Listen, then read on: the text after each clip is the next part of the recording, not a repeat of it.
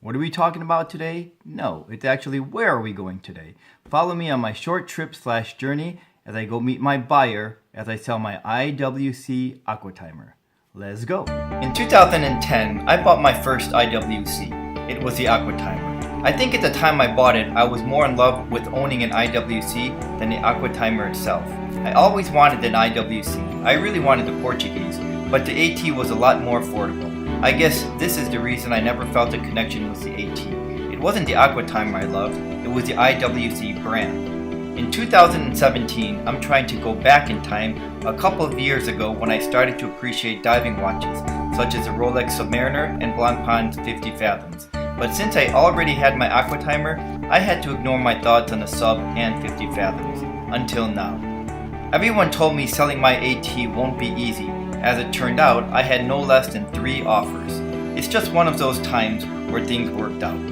To consider the Sub or 50, I needed to sell the AT to make it less stressful. I don't carry many regrets in life, but it makes me re-evaluate things when I end up selling something I thought I would always like. It's kind of like a relationship. Some things work out, while others don't. They say patience is a virtue. Well, I don't have any. I suppose I could and should see a shrink about this. Maybe get a prescription for patience is a virtue, easy to swallow pills. But I don't have a psychiatrist, so I can't and won't make a necessary trip to the pharmacy. Instead, I'll use this lesson to learn that sacrificing out of impatience leads to watch envy. Lesson learned. Buy what you actually want, not what you can buy today. Save a little more and be patient. In the end, you'll be happy. Here's to another journey as I add my IWC funds toward my next watch. Here's my IWC right before I boxed it up. It served me well over the years, but it was just time to move on. Good morning, Rich. You're going to face some challenges unloading the IWC. Should you decide to accept a mission, your goal is to sell the AT today. As usual, should you or your team get in trouble, the secretary will disavow any acknowledgement of your actions. This tape will self-destruct in 5 seconds. Alright Sam, you know the drill. If I'm not out in 15 minutes, you call SWAT. The number's programmed already in the phone. The buyer's not exactly a stranger, but still, safety first. You know the drill? Alright buddy, I'll be back in a little bit. I wonder what he meant by challenges. Oh no, I gotta get out of here.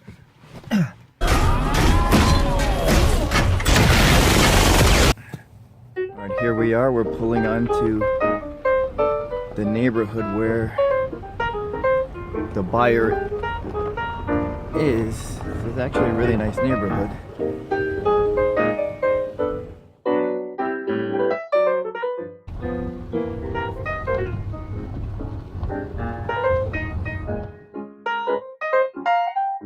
But the real reason I'm actually dropping this off myself is because, truth be told, it is actually kind of local. And it makes it a little bit more personable.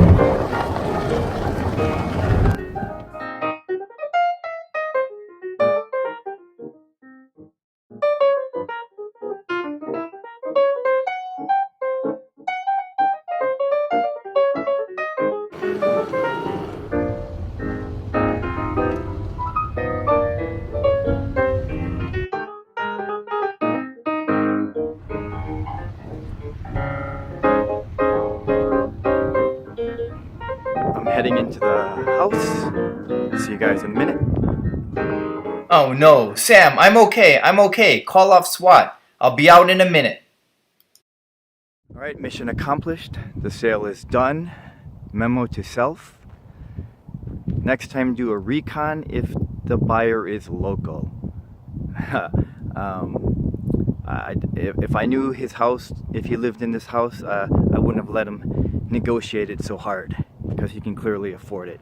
Truth be told, the guy's actually, he was really a nice guy. He showed me his collection.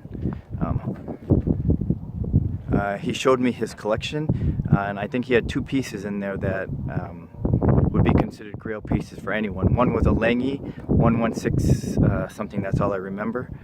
But it had a time zone on there. And the other is a Garrick, I'm not sure what that is, but it had a similar look to the Lange. and he had a gold Daytona. I have to look more into the Garrick. He said it was English. It's an English watch, but that gold Daytona and that Lange, absolutely grail watches. And then he offered me coffee, and if anyone knows me, I'll never turn down coffee. So it turned out that I stayed a little longer than planned, but it was a good experience. He was a really nice guy, and in a super nice neighborhood. All right, heading back to my car here. It's been a long but great day. These are the kinds of days that make watch collecting well worth it. I'm very lucky. I get to use the funds to pay off some things and put away the lion's share in my war chest for my next watch. What an awesome day it was. The IWC turned out to be a decent investment 7 years later. Who would have thought?